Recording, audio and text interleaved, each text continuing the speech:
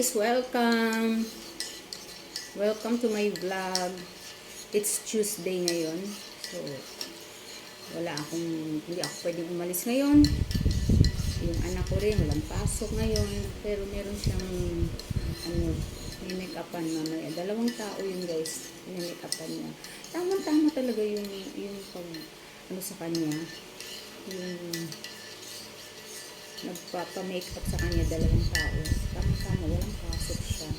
Tapos pero merong isa, Thursday may pasok siya. Mayroong nagpapa-makeup na naman ulit sa kanya sa Thursday. Sabi niya, absent na lang daw niya. Sabi niya, bahala ka. Kung wag laging ganun na tuwing may makeup pa, oras ng klase mo. Araw ng klase, may klase ka. Hindi mo ba pwede sabihin sa kanila may klase ka. Hindi gusto nila Thursday daw talaga kasi yung event. Gusto nilang yung anak ko mag-makeup. Kumikita na yung anak ko guys sa pag-affiliate sa TikTok, sa mga mga beauty products ganyan. Tapos dito laging may dumadating ng mga sample ng mga beauty products, tapos gagawa niya ng video ganyan. Kapag yung anak ko, mas kumikita pa ngayong anak ko guys Ako, gusto kong maging affiliate sa TikTok, pero di ko pa gamay, parang wala pa akong gana. Parang hindi ko pa maumpisahan talaga, pinag-iisipan ko. Pero pag once na naumpisahan ko naman yan guys, tuloy-tuloy na rin yan. Katulad nun, way back 2019, yun yung kung nag-start ako mag-YouTube. Plano-plano lang YouTube hanggang sa yun, natuloy na rin. Kumbaga yun ako, pinag-iisipan ko mabuti. Pag hindi ka pa ready, di talaga. Pag ready na ako, ayan, tuloy-tuloy na talaga. Once na pinasok na yung YouTube, nag-upload ko na, ay naku, tuloy-tuloy na yan. Kaya, sa TikTok, pa lang ako, parang pinag-iisipan ko mabuti hindi nga ako nagla-live sa TikTok Anyway, so ngayon, almusal natin ngayon, magna-9 na. Kasi kanina naman, kumain ako ng saging. Tapos, ubos na yung aking milk guys. Yung milk ng pang osteoporosis. Milk na pang matanda guys, ubos na. Kaya nagkape ako, pero bala kong bumili ng ulit ng mag-order ulit ako. Hindi ko alam nag-reply ako guys. Nag-text sila sa akin kung mag-order ba daw ako ulit. Tapos hindi ko nasagot yung call nila. Tapos nag-reply ako. Bakit kaya hindi ako sinagot? Hanggang ngayon, hanggang sa naubos na yung milk ko guys. Ayun, balik sa iba na lang. Mag-try na lang ako ng ibang mag-unlin ako. Subukan ko yung unlin. Try naman natin ang unlin. Hindi puro ganun na lang na tingnan natin yung unlin. Nag-try ako dati Ensure. Hindi ako sure. Ensure daw. Hindi ako sure sa budget. Sobrang mahal. Try natin. Tapos medyo mura nga yung ano ba yun? Kansi Gold. Kansi Gold ba yun? Kalimutan ko na naman yung pangalan na. Kasi parang Kansi Gold. Medyo mas mura-mura siya sa Ensure. Okay, try natin ang alin ang mas mura. Basta may milk tayo guys na pang suporta sa natin, sa ating bones, muscles, yan. So, nagkape muna ako yung aking my favorite coffee, LA Coffee. Ito. Coffee tayo guys.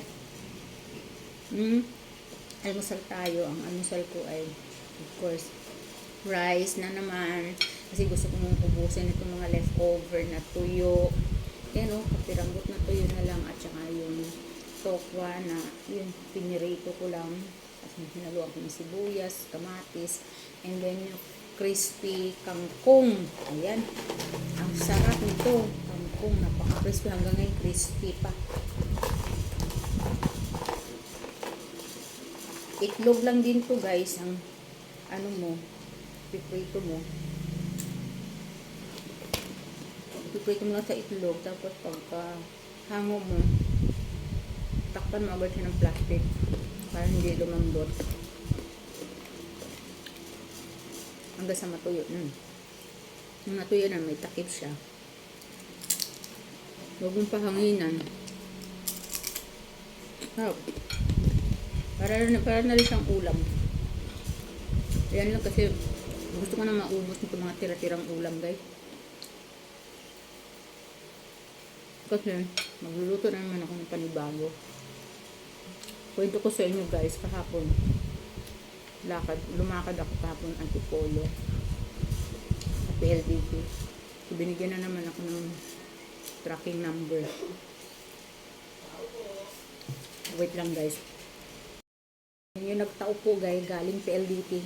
Eksakto talaga, guys. Galing nga ako kahapon. So, nireport ko na naman. Pangalawang report ko na. Kasi nung January 30, nagpunta ako doon. Nag-report ako na disconnected na yung aming mesh wifi, yung Nova. Yung pala. Tapos, nireport ko nga, no. So, sabihin, hintayin ko na lang daw tumawag. Walang tumawag. So, mahigit isang linggo na. Magdadalawang linggo na nga, guys, eh. Kaya, pinuntahan ko na kahapon. So, galitan na ako. Hindi naman yung galit. Andun pa rin yung, yung formal. Ganun. Sabi ko, please. Ganun. Tapos, mabait kasi, ikaw yung nangangailangan, eh. Sabi ko, please, ha. Asahan ko yan, ha. So, yun nga, guys, pag, yung habang naglalakad ako, nagkaroon ng miss call. Yun pala galing sa PLDT yun. So, nag-miss call din ako. Tapos, nag-call na naman. Sabi niya, sa PLDT daw sila. Sabi ko, uy, ang bilis, ha. Kagagaling ko lang sa PLDT. Nandito daw siya sa lugar namin. Ako naman nasa Antipolo. Walang tao dito sa bahay namin. Pumasok yung anak ko. Wala. Sabi niya, balik ka bukas. Sige, balik na lang ako bukas, ma'am. Ganun. So, bumalik. Araw na ito dapat Tuesday, makikipaglibing ako dun sa aking kukatikis ko, guys. Ngayon ang libing na dapat pupunta ako ng 9 kasi hindi ako makaalis-alis din. Nangako nga ako na may tao dito ngayon. So, abangan ko yung sa PLDT. Ito na nga dumating, guys, ang aga. So, wala, hindi na ako nakipaglibing. Anong oras? Alas 11. Ngayon lang ako nakapag-video ulit, guys, kasi ang daming mga inasikaso ng PLDT man. Mabait si kuya pala yung dating nagkabit din sa amin ng Nova. Siya din yung nagkabit dati. Pinalitan niya ng panibagong mesh wifi. Pakita ko sa inyo. Ito na, guys, ito na mesh wifi. Ito yung bago Deco house yan. Yan, napakasyalan ng dating, guys, oh. Talagang, aesthetic, puti. Hindi siya puti talaga, guys. Yung parang, siya, dirty white. Ganun. So, ang ganda. Nakabit na agad niya. At connected agad. Kasi siya ang nag-install, guys. Siya ang nag-download sa cellphone ko. Ganyan. So, dinownload niya siya lahat-lahat. Nagkaroon ng nagkaroon ng password account, tapos nagkaroon ng wifi password, ganyan. So, siya lahat so, ang galing. Pati yung isa, kasi dalawa yung ganun, yung isa nandun sa kwarto ng anak ko, in-install din sa taas, siya lahat. Tapos, siya, kulay green, ng ilang lang, mga 1 minute lang siguro, kulay green yung ilaw, tapos nag-red, yung red na yun, nag-blink yung red, para maging white. So, kailangan white yung ilaw niya. Kasi yung Nova namin dati na mesh ay kulay green pagka in good condition, green siya. Ngayon, white na ang kulay niya. Same din yung speed nung wifi. Ayan. So, ito palang naayos niya, guys, pati yung bagong landline namin, pinalitan niya na lahat, bago lahat, wala akong binayaran. Yung landline namin na putol, pinalitan din ng bagong telephone. Bago yung telephone, guys, kakaiba, maliit lang din siya. Maliit na, ganun pa rin na black. Ito, yan. Yan, oh. With dial tone pa. Pinalitan niya, bago yan guys. Bago yan. Ito yung aming modem. Modem. Home fiber. Tapos ito yung ano, deco house na ano. Yung ano to ang tawag dun guys. Nakakontrata kami ng 2 years yan guys. Nakalimutan ko na kasi guys. Nakakontrata ng 2 years yung Nova. Yung Nova namin na mesh. Pero, nagkaroon siya ng sira. May sira na yung linya ng Nova. Wala dun sa linya ng PLDT, dun sa labas wala. Yung mismong unit ng Nova, yun ang may nasira na siguro sabi. So, pinalitan nila ng Deco House na same pa rin yung speed. So, iyan, mag-end ang contract namin by May 28, 2025. So, yung ano, babalik ako sa, kumbaga, mawawala na yung ano, yung mesh na yan. Parang puputulin na nila yung ano, ang tawag doon, yung tawag para hindi mo na magamit kasi end of contract mo na eh. Pero kung gusto mo siyang ituloy, ganun pa rin yung plan mo. Magiging, kasi dati ang plan namin is 1,699. Nung nagpakabit kami ng yung Nova, naging 1,799 yung PLDT namin binabayaran. Kasama na landline, ganyan. Ngayon, pag end of contract, siguro i-update nila ako, tawagan siguro nila ako na mag-end na to kayo ng contract, puputulin na nila, hindi na magko-connect yung wifi na ito. Automatic magpuputol sila mismo doon magpuputol doon kasi andun yung yung record ko.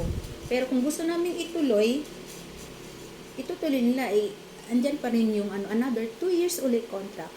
1,799 pa rin yung babayaran namin. Siguro naka 2 years din kami guys. Tapos dahil nasira guys, dahil nasira yung Nova na mesh namin, kinuha nila. So, sinurrender namin para dalhin doon sa PLDT. Pati yung lumang telepono, kinuha din nila. Surrender nila yun. Okay na guys, ang ganda. Ang lakas na ng signal. Talagang mabilis pag meron kang okay lang naman yung yung 1,799. Okay naman na nasa naman yun sa yung parang masasanay ka, parang okay lang yung ganun, parang masasanay ka rin sa pagbabayad ng ganun kasi talagang gumagamit kami dito ng wifi, kailangan talaga namin ng wifi kasi nagpapaload ako sa GCash, hindi ako nagkakash out, nagpapaload ako kasi yung anak ko nag-online, kaya kailangan talaga malakas na Nung nasira yung mesh namin, bumalik kami sa dating wifi namin dun sa modem. Mahina siya. May time na sa umaga, wala talagang net. Tapos may time din sa gabi, wala ang hina. Tapos pag nanonood kami dito sa YouTube, sa TV, talagang umiikot-ikot lang siya. Humina kasi mas mahina yung modem. Pero pag dinagdagan pa nung speed nung mesh na yon, mas malakas. Kaya yun, natuwa talaga kay kuya kasi kilala ko na yun si kuya, siya din yung nagkabit noon. Kaya naalala niya, sabi, ay ma'am, long time nung nga 2 years ago. Magto 2 years na sa May 28 na end of contract namin dun sa plan na yon. Magdadagdag ka lang ng kasi 1,699 yung aming 1,699 yung plan namin doon sa modem lang, wala pang mesh. Kaya ngayon 1,799. Ayan, so okay na rin yung guys. So talagang budget ko talaga. Sabi ko, nakita naman doon, sinabi ko nga doon sa PLDT, doon sa office na wala akong bad record. I hope na magawa niyo na ng paraan to kasi second time ko nang pumunta dito at napakalayo ko, Marikina to Antipolo, magbabiyahe ako, hindi ganun kadali yun. Isa pa, senior na ako, mahina na ako sa mga lakad-lakad at mahina rin yung mata ko. Alam niyo guys, malabo na din ang mata ko kahit nakasalamin ako. Hindi na ako makakita ng signboard pag malayo. So, kailangan lapitan ko, ganun dito. Pag nag-order na ako sa Jollibee, hindi mga nakasulat dyan mga mga menu dyan. Hindi ko talaga mabasa yan. Kaya sabihin ko, Miss, magkano yung Ma'am, iyon ma'am. Kasi miss, hindi ko mabasa eh. Nakikita ko lang yung mga picture, pero malabo na yung yung price niya, hindi ko na mabasa. Yung ma'am, ganyan. So, pero kahit pa paano, nakakakita pa naman ako sa malayo. Pero yung mga signboard nga, ang hirap. Talagang, kasi, mahirap na naman ako magpalit ng salamin guys. Kasi mahirapan na naman yung optical. Sa optical clinic, kunin yung aking grado dahil nga meron akong katarata. Ganun. Nahirapan ako kaya hindi na ako bumabalik yung pinagtsatsagaan ko na lang. Hindi na ako masyadong nagbababag sa mga radiation niya sa cellphone. Kaya minsan hindi ako hindi ko masyadong binababad yung mata ko sa pagpunta sa mga video, nanonood ng mga video. Manunod ako sandali, tapos pahinga na ako, ganun. Tapos, more on, pakikinig na lang ako ng music, ganun. Kasi kaysa yung gamitin, pahinga ko na lang yung mata ko para ma-prolong pa yung, gamit ng mata ko na ayoko magpa-opera, takot ako magpa-opera, ayoko magpakayod ng katarata. Takot talaga ako dahil yaan ko na lang yan, ganyan. Nakakakita pa naman ko, di mabulag. Bahala na, basta ginagawa ko naman lahat ng mayroon akong vitamin sa mata para malesen yung pagdaming katarata at yung pampatak sa mata. Bahala na, basta nanalangin na lang ako na sana maging ayos yung aking paningin. So, mahirap talaga, kaya alagaan yung mga mata nyo guys. Huwag nyo kung pagod yung mata nyo, huwag kayo maghihilamos guys. Ipahinga nyo muna yung mata nyo ng isang oras. Ayan. So, yun lang guys. Ayos na. Problema ko. Ayos na. Nakakapag na ako. Panood na ako. Nakakonect agad siya guys. Kahit binago yung password, nakakonect pa rin siya. Ay, hindi ko maintindihan kung bakit nakakonect siya sa... Hindi naman ako Basta, ang galing ni kuya. Hindi ko binago yung password ko sa yung Nova dati. Iba kasi ang password ng Nova, iba rin ang password ng Deco House. Nakakonect siya, connected na agad siya. May ginawa si kuya, sabi siya na daw bahala. Lahat sabi niya. Ako na bahala ma'am sa connect. Wala na kayong gagawin ko din. Itatay ko na lang, gawin ko na lang lahat ma'am. Ang bilis. Talagang siya, sanay siya sa mga ganun. Ang bilis niyang kilos, very systematic. May ganun ma'am, may paliwanag siya. Ganyan. Ang bilis niya, alam na niya yung gagawin. Hindi yung parang nag-iisip pa. Mga talaga sila, mga technician, mga sanay talaga sila dyan. Train talaga sila. Thank you so much. Yung gando nang lang guys. Haba na naman ang kwento ko eh. Bye! God bless!